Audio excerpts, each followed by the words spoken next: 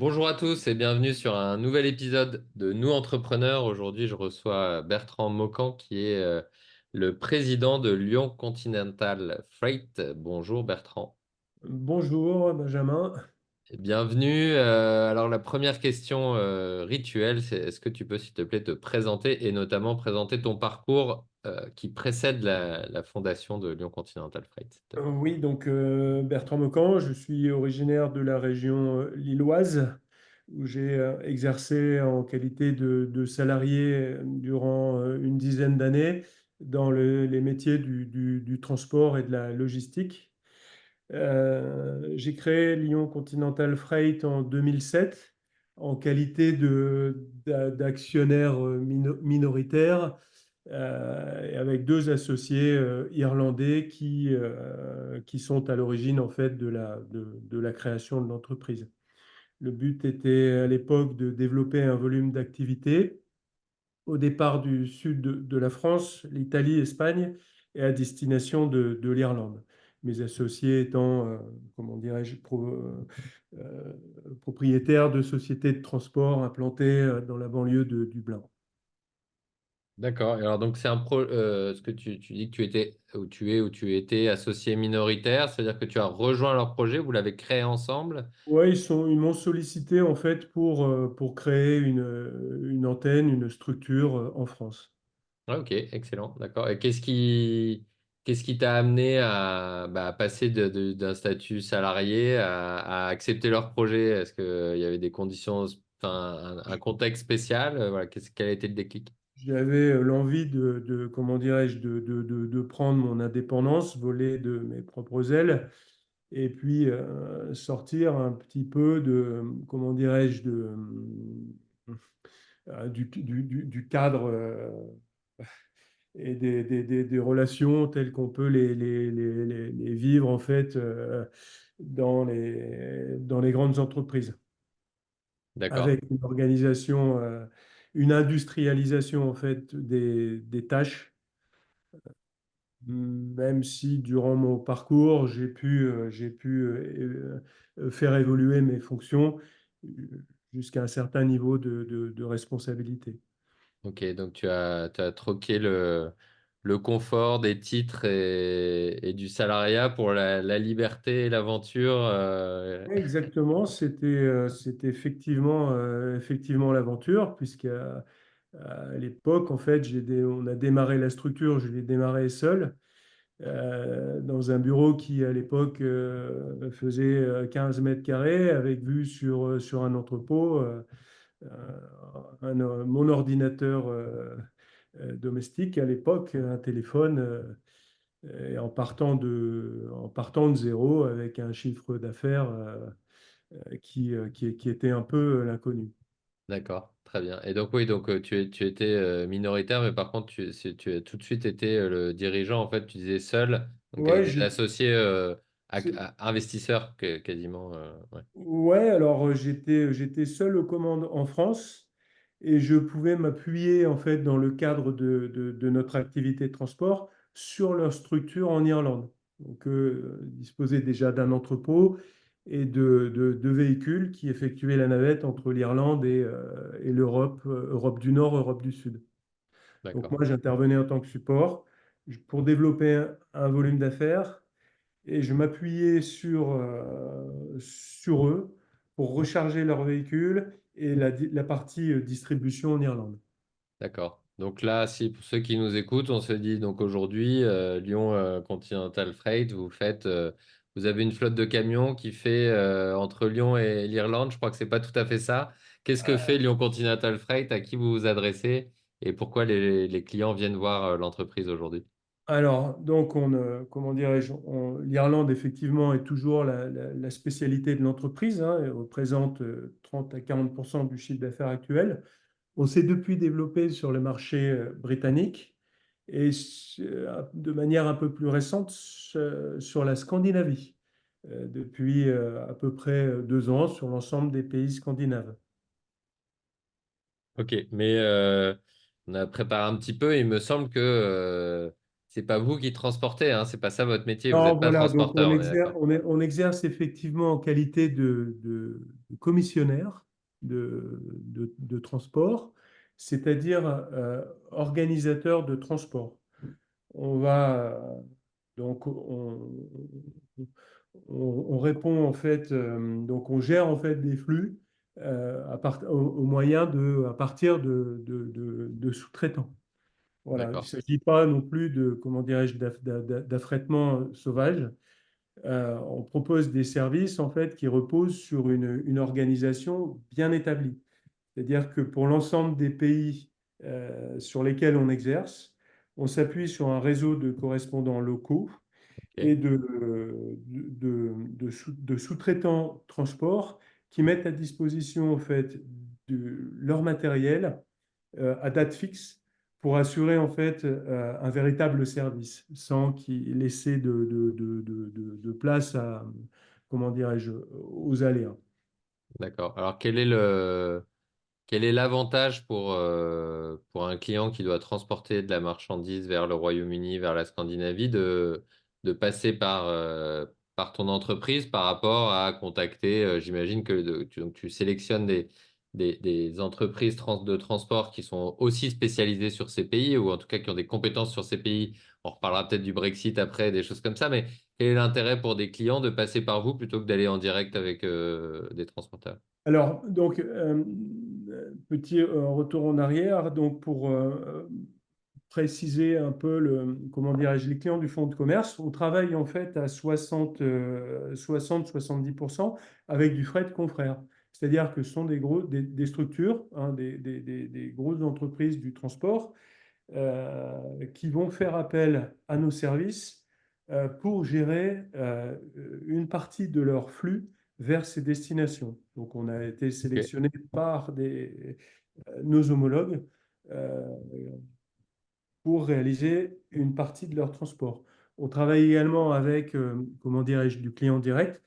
Les entreprises cibles sont des PME, en fait, qui Ok. recherchent un service sur mesure avec des interlocuteurs disponibles, joignables, pour répondre en fait à certaines aux particularités en lien avec la gestion de leur transport. D'accord. Ensuite, donc comment dirais-je, ce qui fait, on tire en fait notre qualité en fait de commissionnaire de transport nous permet de, comment dirais-je, d'envisager l'ensemble des solutions techniques qui s'offrent à nous pour pouvoir répondre au mieux aux demandes de nos clients. Hmm. De pouvoir également faire face en fait à certains aléas type tempête, grève, pouvoir très vite en fait modifier nos plans de transport et notre organisation sans avoir les contraintes en fait en lien avec la gestion de personnel, un type chauffeur Hmm. routier, Hmm. Hmm. euh, à faire rentrer en fait les week-ends à la maison. Euh, voilà, ça Ça, c'est un autre métier, hein, ouais. Pardon? Ça, c'est un autre métier qui est, toi, tu te concentres sur le flux quelque part. Voilà, on se concentre sur les flux et sur les impératifs et contraintes de nos clients. D'accord, très bien. Et alors, le point commun entre Royaume-Uni et Scandinavie, c'est quoi? Proche du continent, une petite mer à traverser Voilà, et de la rapidité de transport, il faut aller vite, j'imagine. ouais, c'est le fait en fait qu'il y ait des mers à traverser qui permettent en fait d'exploiter la partie transport maritime combiné au transport routier et de faire ce qu'on appelle du multimodal. D'accord. Voilà, Et alors, une des impacts, j'imagine, récents entre 2007 et maintenant, ça va être le Brexit, non? Qu'est-ce que ça, est-ce que c'est ça ce que ça vous a impacté? Est-ce que ça n'a pas changé grand-chose? Est-ce que, voilà, comment Alors, vous adaptez à ce genre de choses-là? effectivement, on a été, comment dirais-je, impacté de différentes manières en fait par comment dirais-je, la mise en place du Brexit. Le le suspense a duré un certain nombre de mois, voire d'années, ce qui a engendré en fait des pics d'activité. L'ensemble des industriels cherchant à expédier avant comment dirais-je, avant le retour aux douanes et aux taxations douanières. On a été tenu en haleine jusqu'à un 31 décembre avant d'en connaître en fait la sentence. Donc le Brexit a plutôt eu un effet positif pour ce qui Ok, nous concerne, dans la mesure où un certain nombre d'acteurs en fait sont retirés du marché. Les, d'accord. voilà, Trop complexe, trop, voilà. trop complexe entre les problématiques douanières, les temps d'attente avant embarquement, en lien avec des mouvements sociaux, intempéries, etc. Donc, si bien que dans un premier temps, il y a eu un gros déséquilibre de marché entre le volume de marchandises à transporter et capacité moyens de transport. Donc, ce qui a engendré une flambée des prix de transport qui sont retrouvés multipliés quasiment par deux Ok, dans l'année qui a suivi le Brexit. d'accord. Donc ça, j'imagine que dans un contexte comme ça, tu as d'un côté pas mal de prospects qui viennent en se disant, oula, les prix augmentent, qu'est-ce que vous pouvez nous trouver comme solution et qui sont intéressés par un intermédiaire. De l'autre côté, tu as moins de Et transporteurs voilà, sur mais qui pouvoir t'appuyer. Ça va être un effet ciseau un peu compliqué à gérer. ça a été même pire que ça parce que la problématique, c'était plus une question de prix, c'était une question de moyens. Il fallait effectivement, Fallait que ça arrive. il fallait du matériel coûte que coûte. Et il y a eu un réel effet boomerang. On était sollicité par des gros industriels qui ont, comment dirais-je, dont les habitudes sont plutôt de tirer les prix vers le bas. Mais là, c'était plus le sujet, c'était de trouver du camion et des solutions coûte que coûte. Et donc le juste à temps et le moins cher, ça a changé un petit peu avec le Brexit. Il y a peut-être eu aussi des changements Ouais, avec des stop tampons, des choses comme ça à mettre ouais, en place. effectivement, ça a aussi eu un impact favorable, bénéfique dans la gestion des volumes à destination de l'Irlande, Ouais, puisque l'Irlande était utilisée comme une plateforme de contournement ouais, pour redistribuer la Grande-Bretagne. ouais. Ok, Donc, intéressant. ça a plutôt. Bon, ça a été une période éprouvante. On s'est battu pour pouvoir passer cette étape, mais au final. Ça a eu un effet positif pour l'entreprise. Et voilà, Ça marche. Alors toi, tu me disais que en l'occurrence là, le développement de l'entreprise est encore assez soutenu sur les mois passés et les mois à venir. Comment est-ce que tu t'adaptes aussi à ce développement-là? Est-ce que ça a un impact sur ton rôle de dirigeant? Comment est-ce que ah, voilà, tu t'adaptes à cette oui, forcément, croissance? les résultats sont en pleine progression cette année, supérieurs aux objectifs budgétaires. En lien avec le développement de nouvelles activités à destination des pays scandinaves, comment dirais-je, pour lesquels qu'on a commencé à vendre aux clients du fonds de commerce il y a à peu près un an et demi. L'activité est en train d'exploser depuis quelques mois. Euh, donc, l'impact, on a, comment dirais-je, on a on n'a pas, on manque un petit peu comment dirais-je, on recherche là actuellement à renforcer en fait les effectifs au niveau opérationnel. Et puis pour ma part, bon, les sujets sont divers et variés. Euh, j'ai pas vraiment le temps de souffler. Ok, d'accord.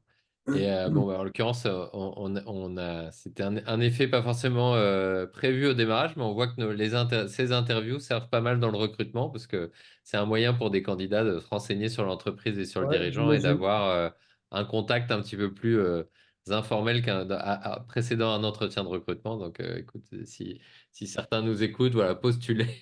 Ok, Très avec bien, plaisir. on lance l'appel. En plus du recrutement qui, je comprends, est un défi du coup pour toi, quel autre défi tu vois dans le secteur d'opportunité pour atteindre tes ambitions? Et d'ailleurs, quelle est l'ambition de l'entreprise? Alors, bien évidemment, hein, en lien avec les problèmes environnementaux, on constate en fait que nos clients sont de plus en plus à la recherche de solutions vertes, non polluantes.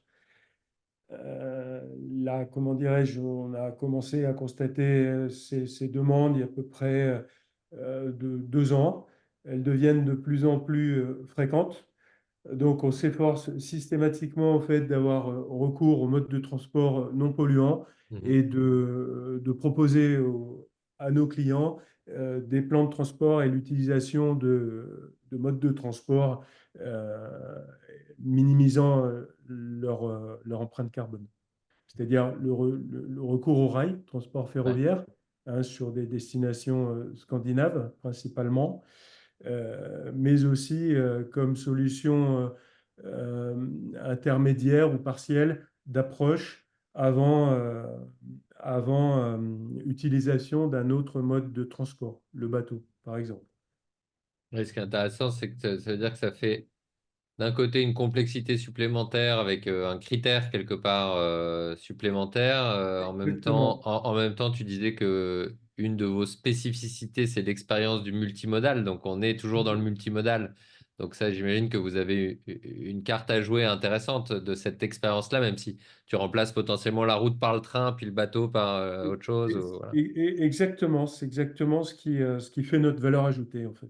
Ok, excellent. Et peut-être qu'on pourrait penser que ça fait moins de transport, mais vous qui êtes sur du transport au final européen, ces enjeux environnementaux créent peut-être un peu de réindustrialisation européenne qui impacte positivement les flux courte distance, non? Je sais pas. Non, ça, on constate pas vraiment. En tout cas, c'est un atout indéniable que de pouvoir être à même d'offrir des solutions alternatives à nos clients.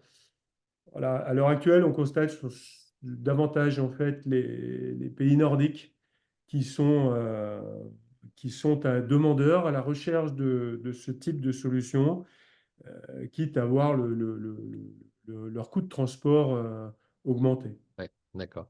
Et alors toi, en tant qu'entrepreneur et depuis 2007 et ayant vécu enfin, dans un secteur qui est assez voilà, cyclique, changeant, tu as Uhum. dû vivre pas mal de tempêtes aussi. Quel est ton plus grand apprentissage en tant qu'entrepreneur sur ces dernières années?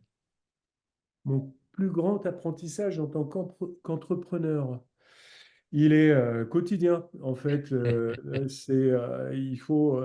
peut pas se reposer. Et il faut sans cesse être à l'écoute, en veille, comment dirais-je, et à la recherche de nouvelles solutions. Voilà, donc l'apprentissage aussi, c'est euh, rien n'est acquis. Hmm. Rien n'est acquis. Le chiffre d'affaires, en fait, on le construit au quotidien. Chaque jour, les compteurs sont mis à zéro Ouais. et tout peut très vite s'effondrer. Et alors comment tu armes l'entreprise à Eh cette bien, constatation? je ne me repose pas. Voilà, mais comment dirais-je, on travaille un peu tous dans cet état d'esprit, en fait. L'ensemble des collaborateurs ont bien, comment dirais-je, conscience de cette réalité et ont tous à cœur de faire évoluer l'entreprise dans le même sens. Très bien. Quel est, selon toi, la prochain apprentissage, c'est-à-dire la prochaine compétence, connaissance qu'il te faut acquérir pour le bien de ton entreprise? Hum, tu me poses une colle. Hein. Ça fait maintenant quelques années que, par la force des choses, en fait, il faut être un peu, euh, non pas bon, je me considère bon, mais euh, il faut savoir aborder ensemble, aborder l'ensemble des sujets qui se présentent, hein, commerciaux, comptables, opérationnels. Euh, Aujourd'hui, peut-être, c'est, comment dirais-je, pouvoir continuer à motiver en fait l'ensemble des salariés de manière à pouvoir à continuer à avancer avec une équipe. C'est c'est important en fait que d'être bien entouré des bonnes personnes pour continuer à pouvoir avancer. Ok, super. Et est-ce qu'il y a une question que je ne t'aurais pas posée, un sujet qu'on n'a pas abordé et sur lequel tu voulais t'exprimer? Non, peut-être petite précision, hein, par rapport à, comment dirais-je, aux origines de l'entreprise. Donc, Ouais, 2007, depuis 2012, en fait, je vole de mes propres ailes. d'accord. C'est-à-dire qu'on n'est plus mes associés de l'époque, on s'est séparés, en fait, depuis 2012. Donc, depuis 2012, le challenge n'est plus celui du départ. D'accord, très Ouais. bien. Ok, qu'est-ce que ça change d'être seul par rapport à avoir des associés? Ben, le fait d'être seul en fait devant des décisions à prendre, on se sent encore plus libre et plus indépendant. Yes. Voilà, même si on s'est pas séparés pour de mauvaises raisons, mes associés ne s'entendaient plus. Ok, Ils s'entendaient plus. On construisait un réseau. En tant que minoritaire, il fallait sécuriser en fait. ouais, Voilà, on s'est quitté en bon terme. J'ai très racheté bien. cher, j'ai racheté très cher, mais c'était un peu le prix de la loyauté. Très bien. Excellent. Bah, c'est intéressant comme retour parce que bah, effectivement, les sujets d'association, c'est compliqué et les associations qui se terminent bien, enfin donc qui Ouais. s'arrêtent de bonne façon, c'est pas forcément la norme. Donc c'est intéressant d'avoir ce retour-là avec une constatation. J'imagine que voilà que ça n'était plus le bon format pour actionnarial pour l'entreprise et d'avoir réussi à changer de modèle apparemment de façon paisible. Ouais, ouais. C'est une belle histoire. C'était important et ça ne pouvait pas se passer autrement. Hein. Très bien. Eh ben, super. Merci beaucoup, Bertrand, d'avoir répondu à mes questions, partagé Oui, ton expérience, fait découvrir ton métier et ton entreprise. Et puis voilà, à très bientôt à tous sur un nouvel épisode de Nous Entrepreneurs. merci Benjamin.